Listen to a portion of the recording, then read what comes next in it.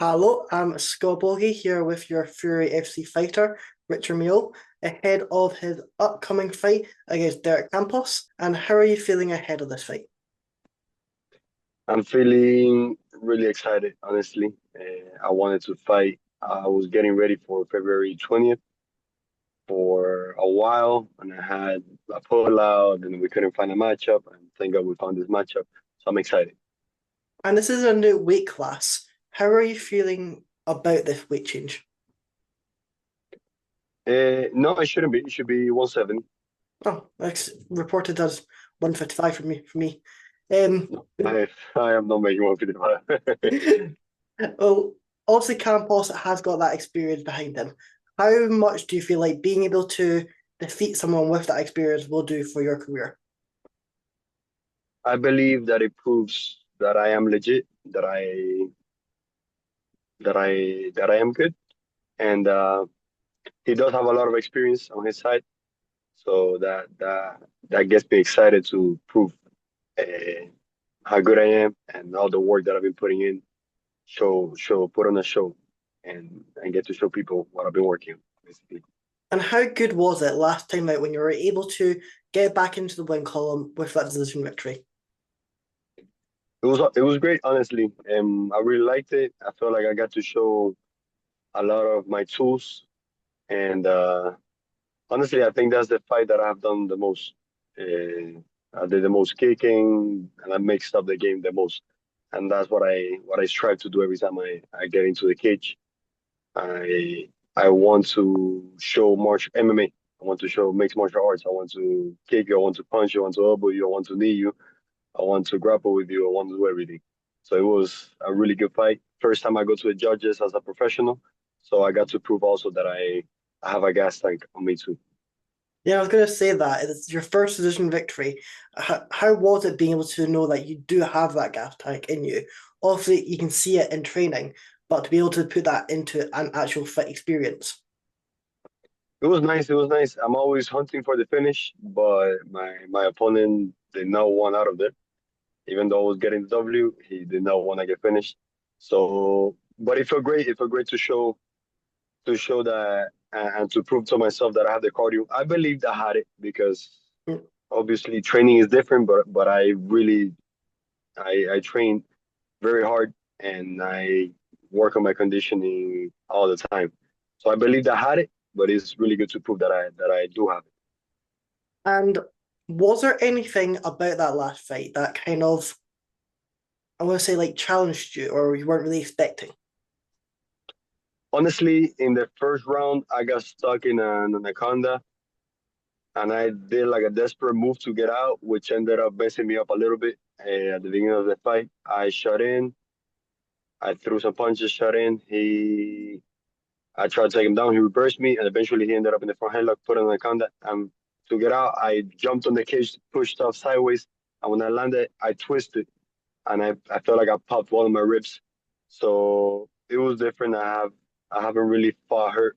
So throughout the whole fight, I was being aware, not doing any movement because at one point I was thinking about doing, I don't know, certain movements, throw him and stuff, but I couldn't because every time I would twist that way, I would feel like, oh, my ribs gonna pop out, so I gotta watch out. So that was the biggest surprise, the biggest thing that I'm not gonna say I did not expect because it's a fight, you're gonna get hurt. Yeah. Hopefully not, but that's part of the game. And also in the third round, he jacked my knee in a weird angle and popped my knee a little bit too. So those two little injuries, uh, they were they were a little bit uncomfortable, but besides that, it was a really I felt really comfortable in the cage. And what have you came out that fight learning the most out of about? Hey, can you repeat that question again, please? Like, what did you come out that last fight learning the most? I learned uh, I learned that I could put it all together. I knew, but I hadn't really put it all together in a fight. This is the first time I showed a lot of the game. I learned that I could go at it for 3 rounds hard, and I could go at it with a really strong opponent. Actually, that was a surprise in the fight. He was way stronger than I expected. I'm used to maybe not being the stronger guy, but I'm used to that when I go, it's really hard to stop me. this guy was a big Georgian. He was coming down for 185. So I really felt his strength, and it surprised me that I couldn't do a lot of the things that I'm used to doing. So yeah, I learned that I could mix it up. I could go hard, and even with a really strong opponent, I could still make it work. And obviously, you're not going to give out your whole game plan, but what are you kind of expecting from this fight from Derek? I'm expecting him to fight how he fights. He's gonna fight really hard, and I expect to show my full arsenal. I expect to my goal is to finish him. Obviously, always win and finish, and uh, and yeah, that's it. Basically, hit him with everything, striking, grappling, everything, And where do you think and your get the main get the win, get the strength? finish. Where do you think this your main strength is in the fight? Is that I stand-up game? believe, I believe, honestly, I believe in my skills everywhere. Yeah. Honest, and also I have the edge on him, in my opinion, on athleticism. He's an older fighter, even though he has a lot of experience. I believe I'm more athletic, and I plan on using that advantage to the max. My speed, my power, and my explosion, and my ability to make it all, everything in the game. Yeah. And you're currently training out of MMA Masters. How has that been since the last time we spoke? How's the environment, the atmosphere in the gym? My gym is always great. It's the only gym I've been to, and I love it. I love it. I love training. I mean, masters, we're always focused on developing our skill set, which I see it over and over again. And I'm a coach. I coach beginners. I coach some amateurs. I help out too. And I always tell them skill goes before anything. Being tough, being physically strong, all that stuff is awesome, but skill goes first. And I believe that's something really good about my team that we focus on developing our skills all the time, developing our hands or kicks, combinations, takedowns, or jiu-jitsu is really good, or judo. So, so yeah, and I really like that about my gym. It's all about the fundamentals before anything else. Yes, sir. Fundamentals and skill development. Always being smart, being a smart fighter. And after that, you could be tough. You could have great cardio. You could be really strong. But you always have to be a really smart fighter and a really smart and technical fighter. Now you are just taking one fight at a time. I know you don't like to look too far in advance, but what is your plans for this year? Or even if it's just like 3 fights, 4 fights, what are you kind of looking for? I always aim to 3 to 4. Hasn't happened. Honestly, wait, maybe, no, it hasn't happened. Any year I haven't been able to fight 3 or 4 times, but I've always tried. I'm always training. I'm always staying in shape. And my goal, yeah, is to fight 3 to 4 times. Uh, I'm I'm going to get this win, the finish. Yeah. That's the focus right now. But after that, ideally, we get a UFC shot, if not a contender series. That's what I want. If it doesn't happen, doesn't matter. Next fight will be the next guy, and then the same goal. If it doesn't happen, doesn't matter. It's always the same goal. I'm trying to really focus on the present, control what I can control, and that brings me that keeps me calm, and I just focus on my day to day. I develop my skills. I get in shape. I fight. I do my best, and then the next step and the next step, one at a time. But obviously, if they tell me right now UFC, we go right in tomorrow. Does But it yeah, put you that's on the this goal. weekend's card? Yeah, hey, honestly, if they told me, I'm ready. I can't wait. I mean, you're in camp already, Exactly, exactly, exactly. Would have been great. and you do currently have that resume. Like you said, you've only got one decision victory on your on your resume, and that is what they're now looking for. If you are just taking it to the judges' scorecards and just looking to get that decision victory, they are going to cut you. Like you can just see recently, but they Shavkat, not Shavkat, can't remember the Russia's name, but they are now letting you go if you are just getting that decision victories. Do you feel like It that's makes kind of like, sense. yeah, that's kind of the fans don't really want to see that type of fighting? Honestly, at the end of the day, it's a show. We fight with our heart. We fight to win. And that's the way I like to see it. But it's a show and it's a business. And what matters is what people want to see is the product that you're selling. I don't believe in being fighting like a retard, honestly. Like some fighters, I don't want to put on a show and you get hurt, you just do stupid things. But I do believe in hunting the finish. You could be still technical, you could still be smart, but try to get the finish. And often with Russians and all these people that really like to grapple, I love to grapple too, but they want to hang on to a win so much that they don't do any damage or maybe they don't risk because every time you try to make something happen, it's a risk. But that risk is what makes it exciting. If maybe you hurt somebody, but you always get your finish, you get your Yeah. choke or you get an armbar or whatever. That's exciting. You get to see a finish. You get to see something happen. But always be having an eventful fight. I wouldn't want to see it either. I'm not gonna lie. Unless their takedowns and their grappling is amazing, that's a different thing. But even the regular fans, they don't appreciate it as much because they don't really understand that part of the game like that.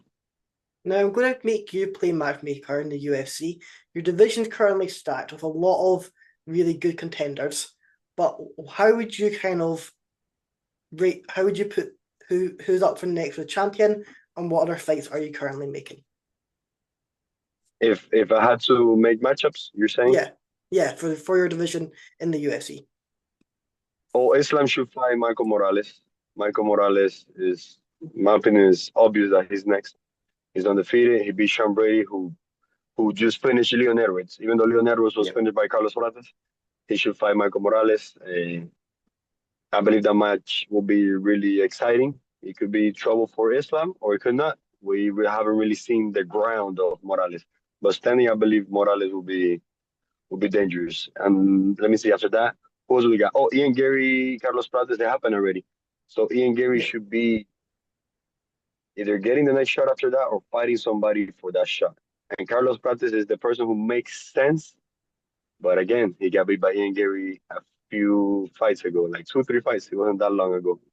So maybe even Ian Gary against next for the title or even Shafkat again. But it's difficult because there's a lot of matches and a lot of moving pieces at the same time. Who else do we got? Who just lost the title? Oh, Jack Della. There you go. Ian Gary against Jack Della Marlena. Winner is next after Morales. That I think that would be perfect. Well, it was just recently announced. I think it was today. Ian Gary is in camp, so might be seeing some fight news coming up about him. Yeah, for it has to be against Jack. It has to be. It's a fight that makes all the sense in the world, and I think it's an exciting matchup. Because they're both strikers, and even though Ian doesn't get the finish all the time, I think I don't know if you agree with me, but often some fighters, even though they don't get the finish, they fight pretty.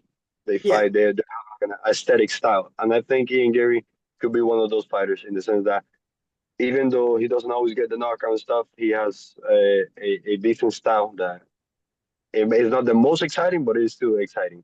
And Jack has beautiful boxing. Every time he fights, is a good fight. So that's a great matchup. and you just have to look at this Fury FC card, and you just need to just give Eric his props. He has built such a great card this time. You've got Hector Sanez, who could be UFC. Underneath that, you have Justice Torres, Carlos Caldron. Both could, I know Justice was just on the contender series.